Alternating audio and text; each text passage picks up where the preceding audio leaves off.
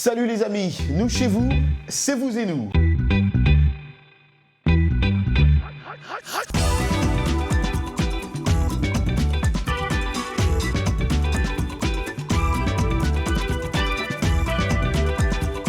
Ravi bien sûr de vous retrouver pour un nouveau numéro de Vous et nous. Au programme cette semaine, nous parlerons de la disparition soudaine de l'artiste ivoirien DJ Arafat.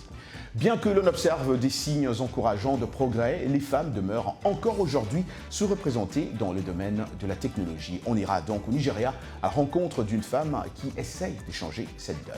Et comme d'habitude, nos segments hebdo, hashtag Vous et nous et Anglais Express ne manqueront pas. Nous parlerons tout d'abord d'un voyage pas comme les autres. De l'océan Pacifique à l'océan Atlantique, les États-Unis mesurent environ 44 800 km. Pour beaucoup de visiteurs, la traversée du pays est un rite de passage. Voici l'histoire d'un homme qui a décidé d'entreprendre ce voyage pour une raison différente. Ce moine bouddhiste de Thaïlande a une mission. Il a passé les 4 derniers mois à traverser l'Amérique à pied dans une campagne de promotion de la paix.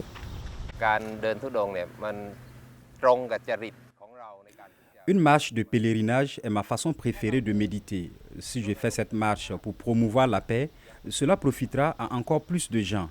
En même temps, cela me mènera dans des endroits où les gens ne voient habituellement pas un moine. C'est aussi une occasion de faire connaître le bouddhisme. Sutam Natilong a choisi ce périple comme chemin menant à la paix et à l'illumination après une longue carrière politique couronnée de déceptions en Thaïlande. Décider de traverser les États-Unis n'était qu'une étape de son voyage spirituel. Il a commencé en mars à Santa Monica, en Californie, et a choisi de parcourir la route historique 66, une route emblématique qui traverse 8 États. La nouvelle de sa démarche a attiré l'attention des Américains, dont beaucoup n'avaient jamais rencontré un moine bouddhiste auparavant. C'est le cas de Spencer Johansen, maire de Lexington, dans l'Illinois. Habituellement, nous avons des voyageurs qui empruntent le même itinéraire, mais personne ne m'a auparavant inspiré autant que lui. J'ai fait des recherches sur la façon d'accueillir un moine parce que je n'en avais jamais vu un. Cela me préoccupait. Mais quand il m'a abordé, il m'a donné un câlin et je me dis ceci, tiens, c'est facile, c'est assez simple. Karen Wingo, propriétaire d'un magasin de bennes à Lexington, a déclaré qu'elle avait fermé plus tôt afin de marcher et avoir une conversation avec Prasundam. Je voulais savoir comment il marchait pour la paix. Comment faites-vous pour cette promotion? Et ensuite, il a dit, si vous êtes heureux à l'intérieur, les gens sentiront votre paix.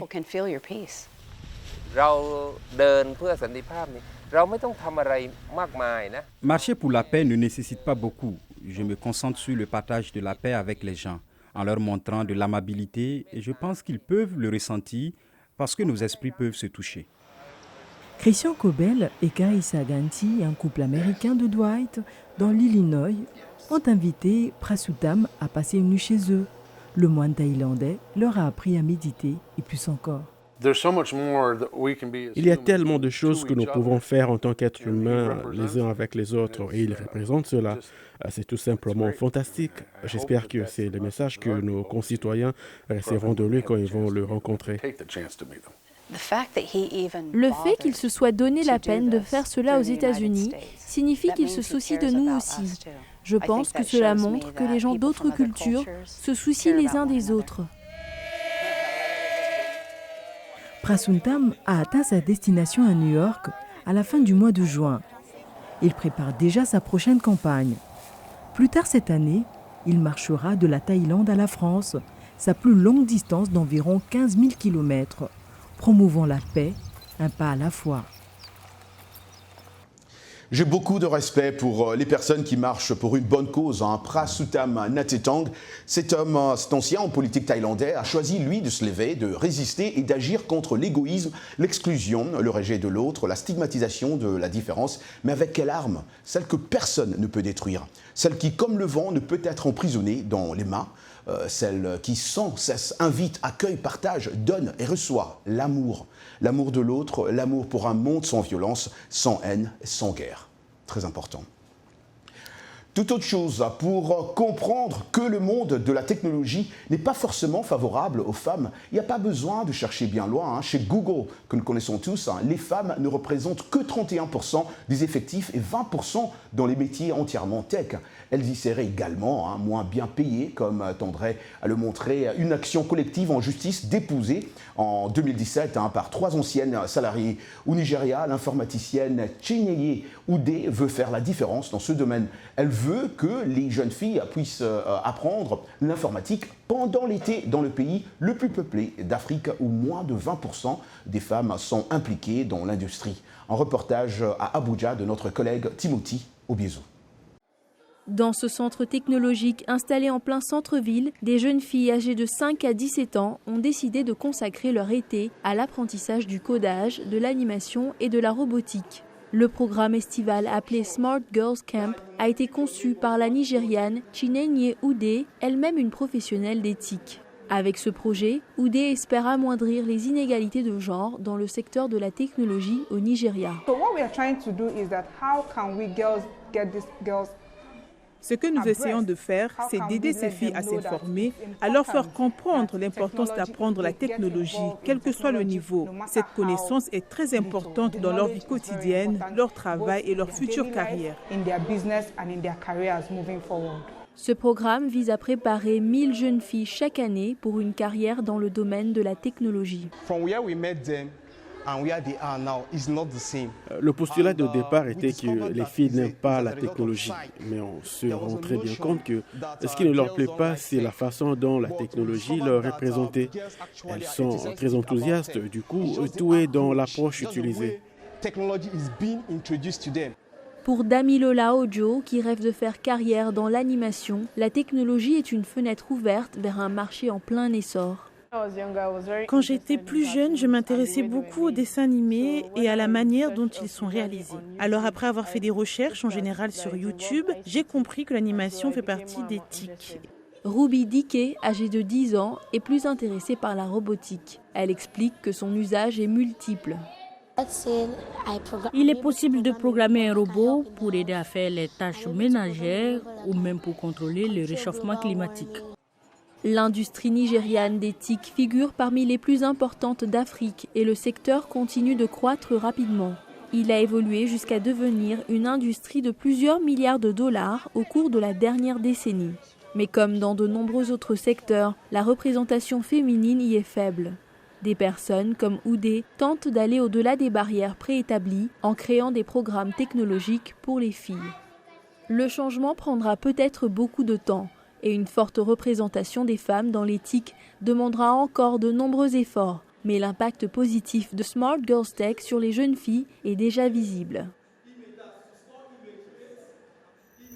Et voilà, et donc on reste toujours avec les femmes. À quelques kilomètres de la jungle urbaine de Johannesburg, une jeune sud-africaine s'est lancée le défi de sauver les abeilles, développer l'apiculture dans les villages afin de préserver l'environnement et booster l'économie locale. Telle est l'entreprise de Portia Morudi. Asma Botini-Clark a été à sa rencontre. Suivons. Portia Morudi est ce qu'on appelle une héroïne des temps modernes. Cette Sud-Africaine a décidé il y a 7 ans de consacrer sa carrière au sauvetage des abeilles et avec elle, l'agriculture locale. Son but, sortir les villageois sud-africains de la pauvreté grâce à la production de miel local, biologique. Le chômage est si élevé dans les communautés rurales. Les gens ne sont pas éduqués, mais ils ont des ressources naturelles qu'ils ne mettent pas à profit. Et c'est à ça que nous avons pensé, leur apprendre comment utiliser les ressources dont ils disposent et le faire grâce à l'apiculture. Inspirée par son grand-père, Portia Morudi a créé The Village Market, un marché virtuel sur lequel elle revend le miel des villageois.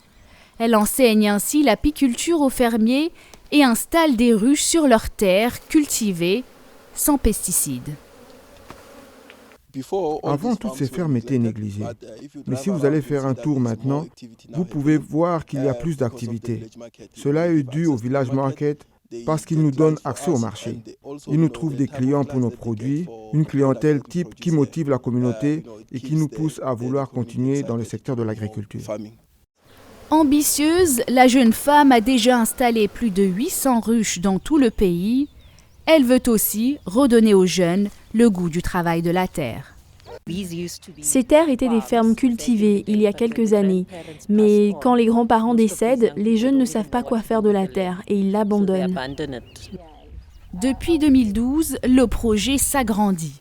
La formation en apiculture s'est aussi étendue aux enfants de plus de 10 ans. Nos enfants ont besoin d'une planète où vivre et leurs petits-enfants aussi. Alors sans les abeilles, il n'y a pas de nourriture. Alors pourquoi ne pas tous s'y mettre? C'est une cause qui en vaut la peine. Cette année, les efforts de Portia Mouroudi seront récompensés par un prix, celui de la femme la plus influente des pays de la région SADC. La question hashtag vous et nous de cette semaine, hashtag vous et nous, que faire pour promouvoir la paix dans votre communauté? Vous avez été nombreux à répondre comme d'habitude, mais on a choisi quelques réponses. Ben Benoît, qui est congolais, dans le monde actuel, il n'existe que le mot paix et non la pratique de la paix.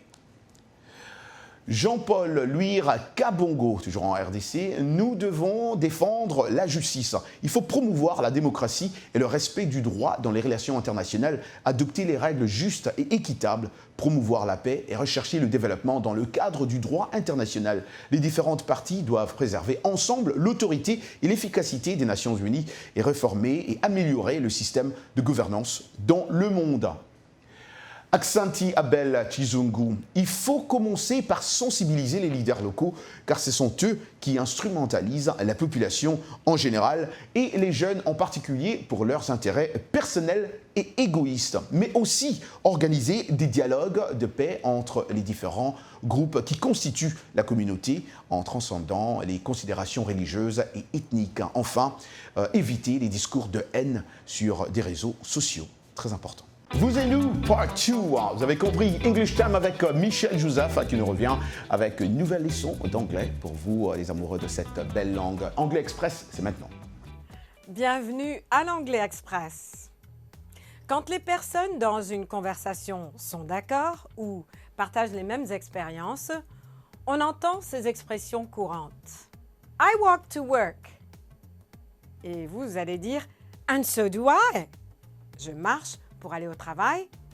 Moi aussi. I have a reliable car. And so have I. J'ai une voiture fiable, dit la personne, et vous répondez, et moi aussi, and so do I. I'm an English teacher. And so am I. Je suis prof d'anglais, et moi aussi. Dans ce contexte où il y a un commentaire de quelqu'un, le verbe et le sujet sont inversés dans votre réponse, comme dans le cas d'une interrogation. Ça complique un peu les choses.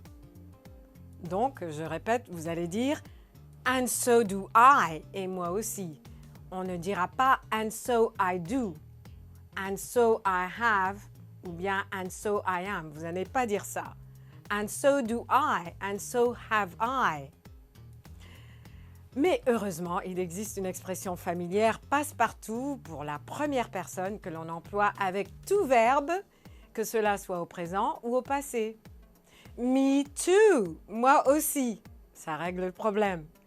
Puisque je n'ai personne à mes côtés, imaginez tout simplement que je suis en compagnie de quelqu'un qui dit « I'm happy », je suis heureuse ou je suis heureux. Voici les réponses possibles. La personne dit « I'm happy », je suis heureuse. Et vous allez répondre « And so am I », verbe être au présent. Ou bien « Me too », moi aussi. C'est simple. Et voilà pour l'Anglais Express. Merci Michel Joseph. Vous pouvez retrouver toutes nos leçons sur notre site voafrica.com, rubrique Vous et nous, comme vous le faites d'ailleurs habituellement. Voilà, toute autre chose maintenant, une mauvaise nouvelle. Et notre collègue Ekia Badou, qui n'était pas censée être avec nous aujourd'hui parce qu'elle est très occupée à la rédaction, nous rejoint sur ces plateaux pour parler quand même de cette nouvelle qui a attristé beaucoup de mélomanes de la musique africaine en général, parce qu'on ne dirait pas seulement la musique ivoirienne, ivoirienne, cette musique africaine qui est en deuil parce que le chanteur ivoirien DJ Arafat, star du coupé décalé en Côte d'Ivoire, est mort le lundi suite d'un accident de la circulation. Il avait 33 ans, selon des messages qu'on avait déjà vus circuler sur les réseaux sociaux, et qui a cette mort de ce grand artiste, un artiste que toi et moi, on connaît très bien parce qu'on a eu la chance de l'interviewer, de le côtoyer, si je dois le dire ainsi, est tombé à un moment où personne vraiment ne s'y attendait. Malheureusement, la mort n'envoie jamais de courrier, et surtout en Côte d'Ivoire, les témoignages que j'ai eus, c'est que la vie s'est comme arrêtée. Les gens n'ont pas voulu croire à ce décès. C'est arrivé à 8h du matin, il s'est éteint à 8h du matin, et ce n'est que vers 16h que la population, en tout cas les fanatiques, ont accepté ce décès, parce qu'il y avait beaucoup de rumeurs qui ont tourné, beaucoup allaient devant l'hôpital et ne voulaient pas croire tant qu'ils n'avaient pas vu le corps.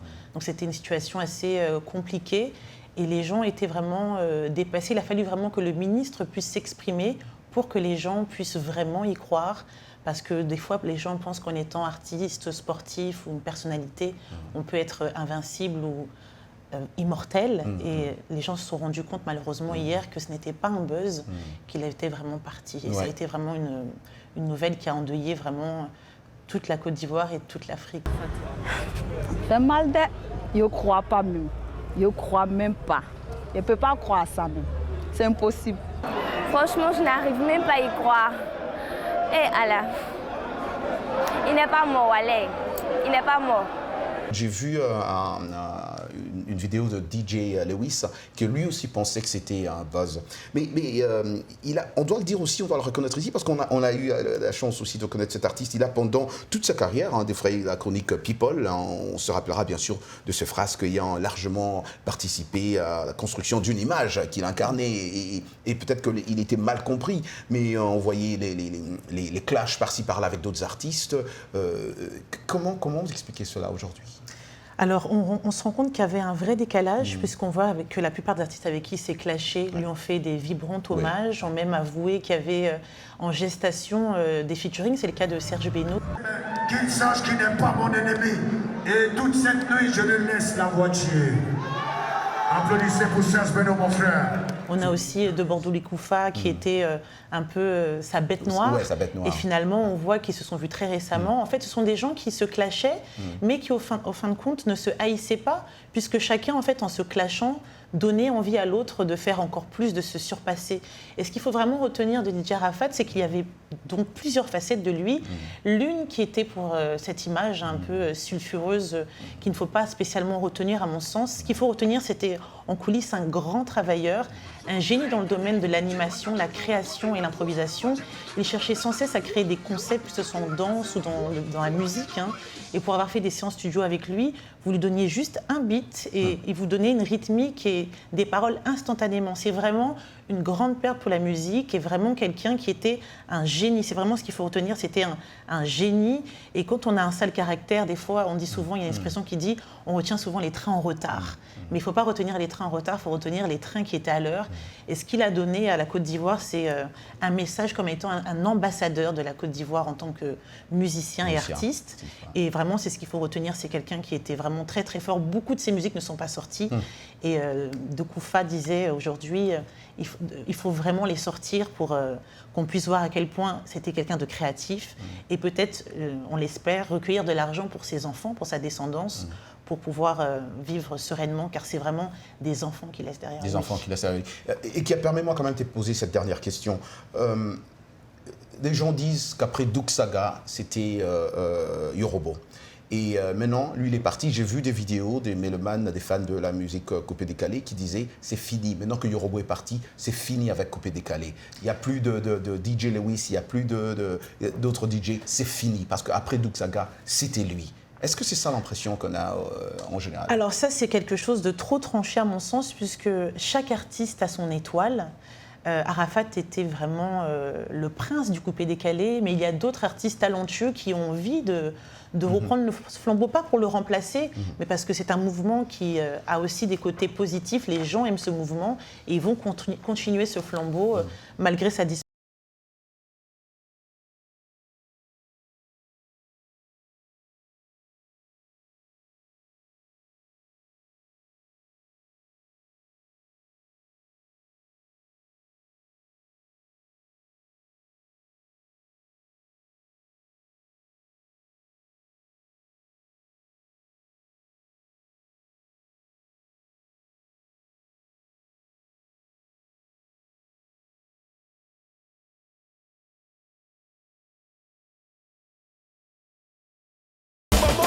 à jouer la guitare.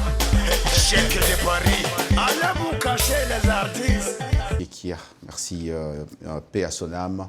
Et comme on dit en Côte d'Ivoire, Yako à tous les Ivoiriens et à tous les mélomanes de la musique de Yorobo DJ Arafat. À Kigali, Mike Katiabuga et Jamal Ntagara sont deux artistes qui se connaissent depuis 2017. Mike a fui le Burundi au plus fort du conflit en 2015 et il a vécu dans un camp des réfugiés avant de s'installer dans la capitale. Rwandais, Jamal, lui, a ouvert son atelier. Allons à leur rencontre avec Claire Morangibo. À Kigali, Jamal a ouvert son atelier de vannerie à d'autres artistes originaires de la RDC ou du Burundi, comme Mike Katihabuga, qui est rapidement devenu son ami. Quand j'ai rencontré Jamal, nous avons été tout de suite sur la même longueur d'onde. Il m'a dit, nous sommes jeunes, travaillons ensemble et faisons des grandes choses. Venir en aide à d'autres artistes a toujours été important pour Jamal. Pour aider les gens, vous n'avez pas forcément besoin de faire énormément. Quoi que vous puissiez partager, même une petite chose et un grand cœur, ça suffit pour aider quelqu'un. Le Rwanda accueille actuellement environ 174 000 réfugiés, dont 57 000 Burundais. La plupart d'entre eux vivent dans le camp de Mahama, dans le district de Kirehe. Au camp des réfugiés, les gens sont repliés sur eux-mêmes. Mais ici, à Kigali, vous bougez, vous rencontrez de nouvelles personnes et c'est très motivant.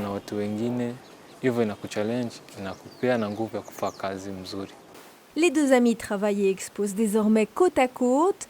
Les ventes de leur art leur permettent de faire vivre leur famille, mais aussi, souligne Mike, ça lui a permis de panser ses blessures. Une très belle histoire.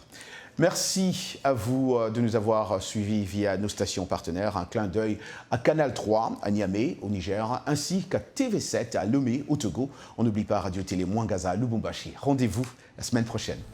Appelez-moi désormais Zeus, car je n'ai plus rien à prouver dans l'Afrique. Les enfants s'amusent. Je reste le coron des corons.